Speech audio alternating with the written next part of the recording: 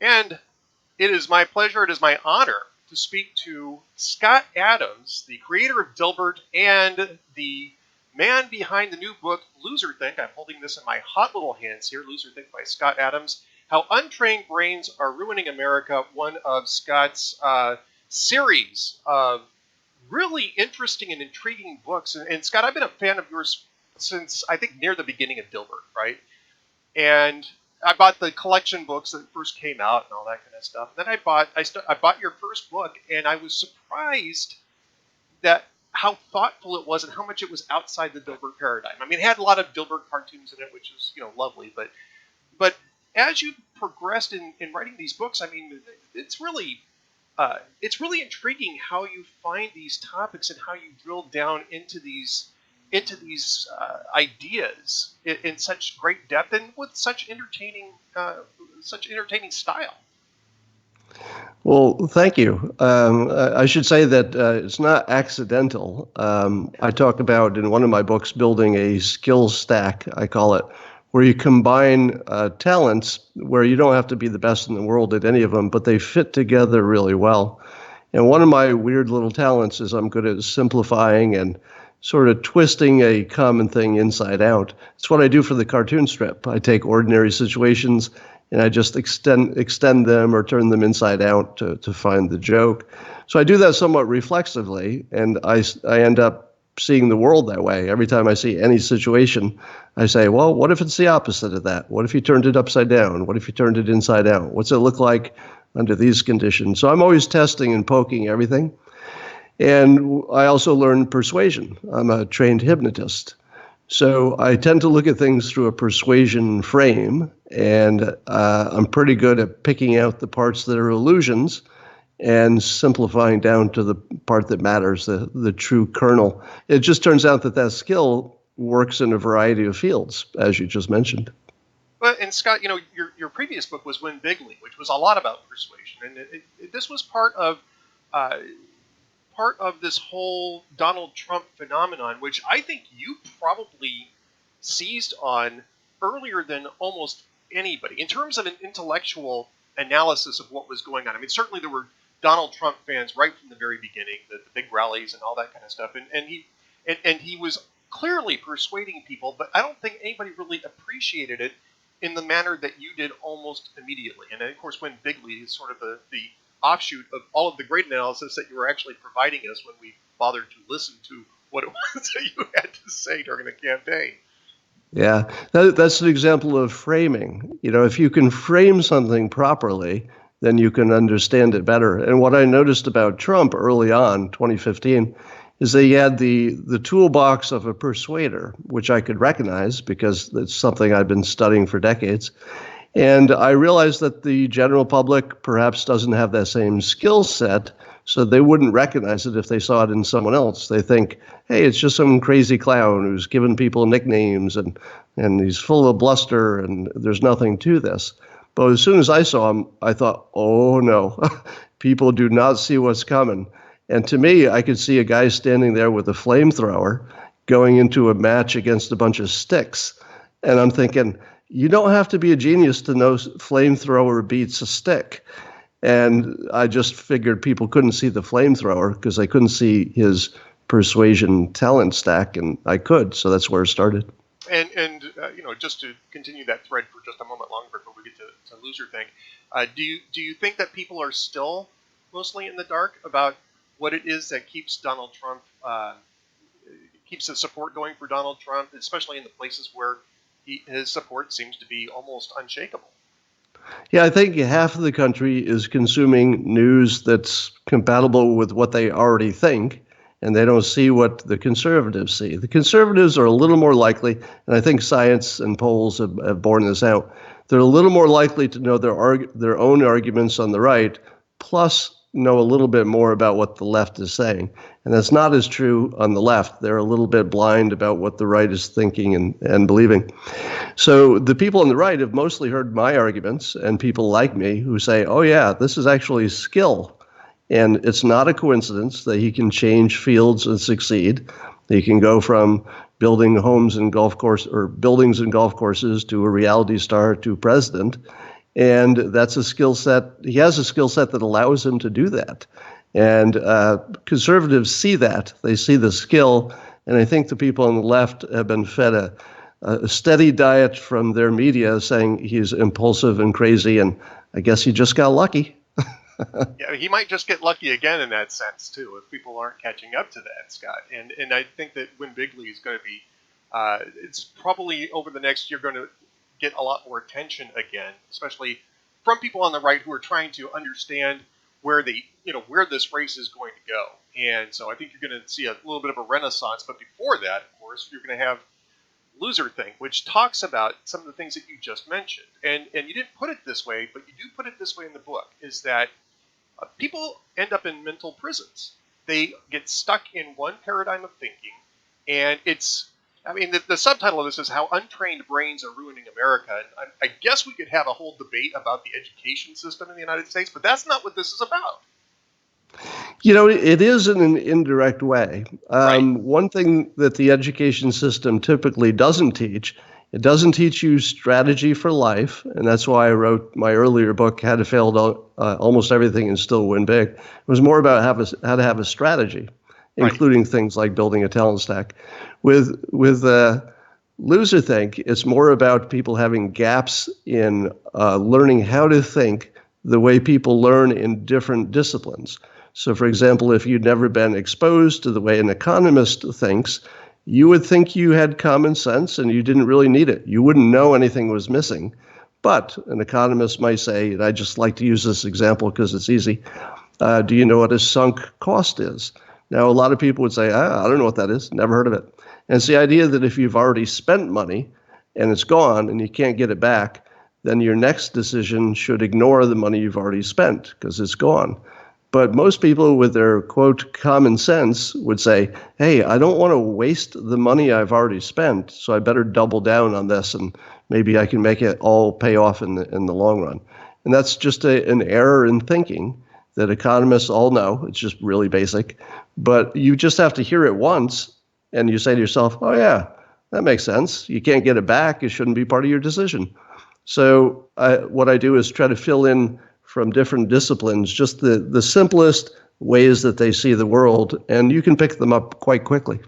And Scott, it's sunk costs are something that probably anybody in middle management has at least a little bit of experience with, and that's where I was at prior to this career, and I want to talk about that a little bit as well. But it has so many other applications. It has applications in foreign policy, which is part of the whole Syria issue with Donald Trump over the last several months. It has applications in terms of, entitlement programs. It has applications in terms of political strategies, and it is one of these mind-opening things. It's one of these freeing from mental prison issues that you discuss, and only one of them, by the way, that you discuss in Loserthink. There's a whole bunch of them in here, and it's that type of, multidisciplinary training, I guess, is a good way of putting this, cross-disciplinary training that most people don't get. We're a specialized society, and do you think that that's part of what's going on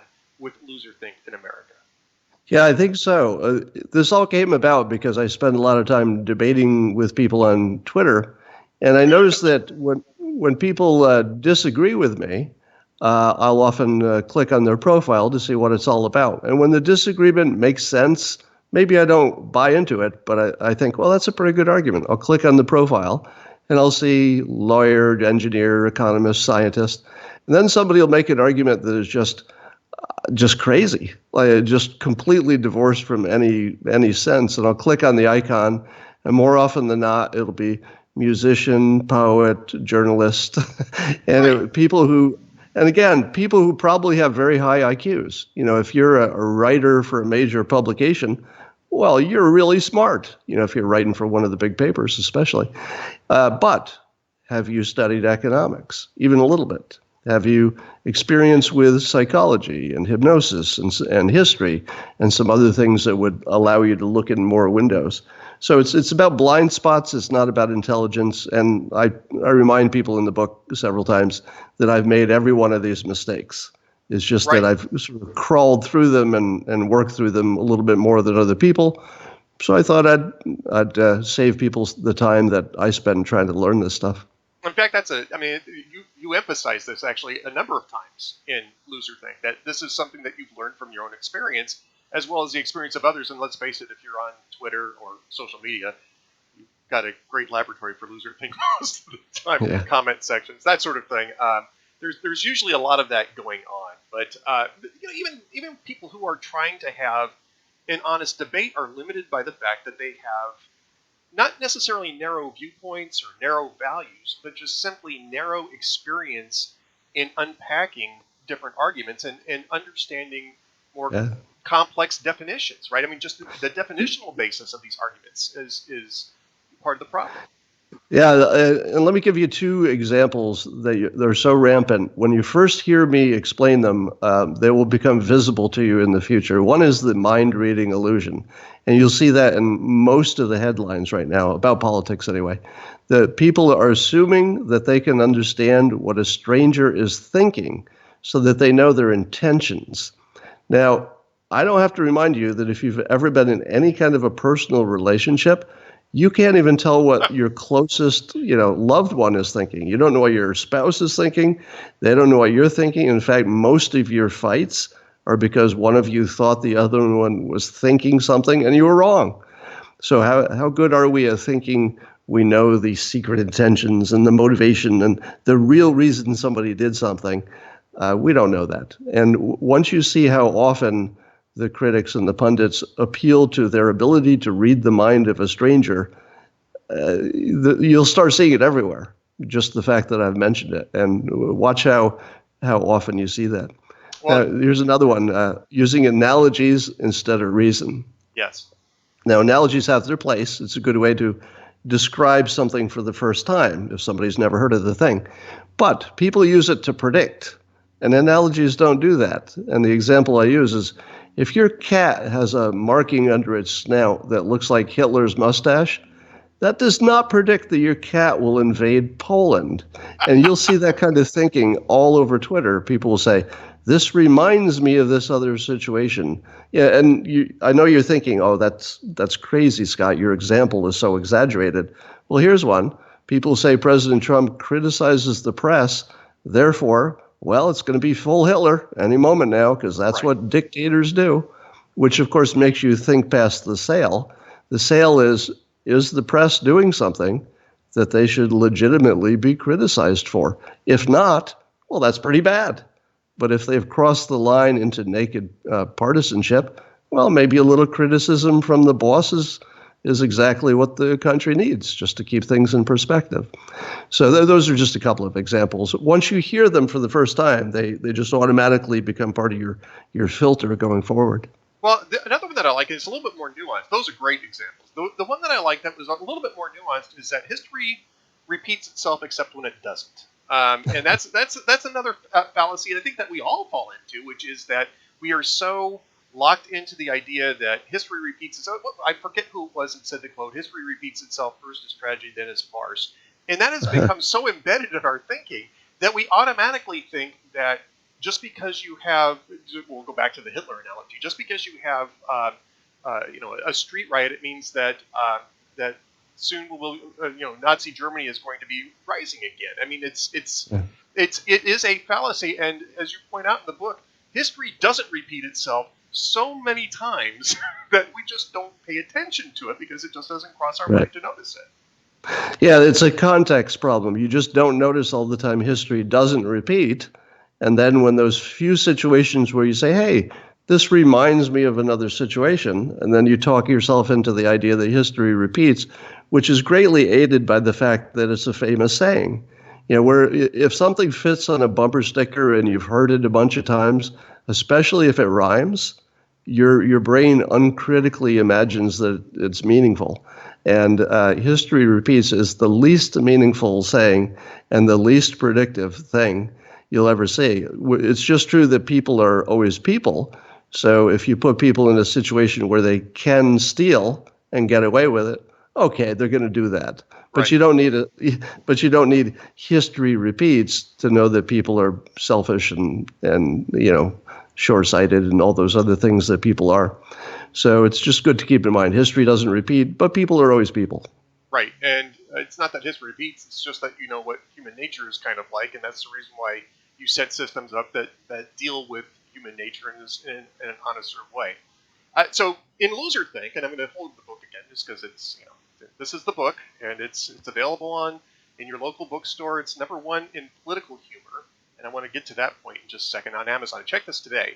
It's #1 in political humor, and this to me is almost an example of the type of mental prison that you're talking about in the book. Obviously, this is a category issue, but this isn't really political humor. I mean, you can be at times a political humorist, and I think they're kind of pigeonholing you in that slot because of that. Well, This is not political humor. This is actually really interesting, practical philosophy. yeah, what you're seeing is that Amazon, for actually good reasons, and authors appreciate this, has lots of categories. And having lots of categories allows lots of different books to be #1 in their category. Right. And that makes you more likely to buy it. You say, oh, that's the #1 book in that category. I guess I like it.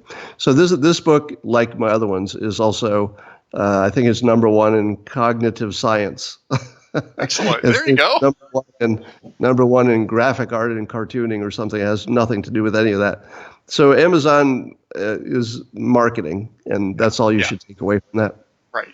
All right. So I want to talk to you about the thing that really clicked in for me on this, because we hear this all the time, and some of us who should know better often offer this up as a piece of advice. And I mean, this was the everything clicks, the universe opened up moment for me in your book. Stay in your own lane is the worst advice you can give anybody. I would not be here, Scott, if I stayed in my own lane. And as you explain in your book, you would not be where you're at if you stayed in your own lane. We'd both be stuck in middle management in corporate America rather than doing what we're doing. Yeah, and it's even worse than that. If the Wright brothers had stuck to bicycles, nobody'd be going anywhere, at least in the air. So almost everything good in this world, in civilization, is because somebody figured something out that was probably outside of their lane. Steve Jobs, what was his experience? What was anybody's experience? You look at all the biggest startups. What was Richard Branson's experience to start an airline? I mean, any of it. So people leaving their channel is where all the good stuff comes from. So it's literally the worst advice. And even on a micro level, if you're not talking about people changing the world, even on a micro level, leaving your lane is what allows you to pick up a new talent. Again, you might not be the best in the world at it, but just take a look at what you're doing right now. As you said, you're a perfect example. It takes a whole bunch of skills to do what you're doing. And the public doesn't see that. They just see the show. But it takes a whole bunch of things you've got to layer together to get where you are or where I am. And if I picked any one of my skills, I'd say, well, I'm not the best artist. I'm not the best writer. I'm not the funniest guy you'll ever meet. That's Chappelle.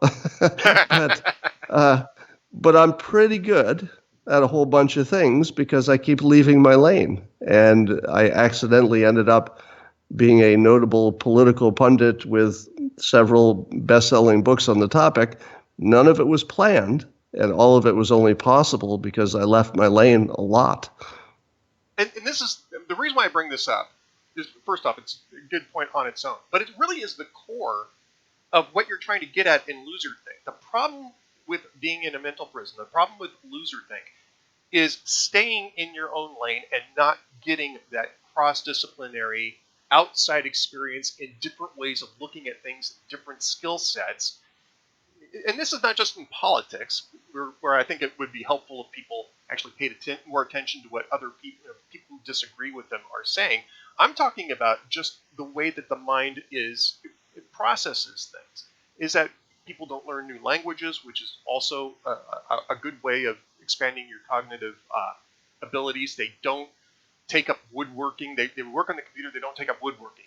I'll just use that as an example. It's not my example because I don't do any of that stuff. But that's part of that's really the core of what you're getting at here, is that we don't do those cross-disciplinary things. We stay in our lanes, and that's what blinds us and leaves us in those mental prisons.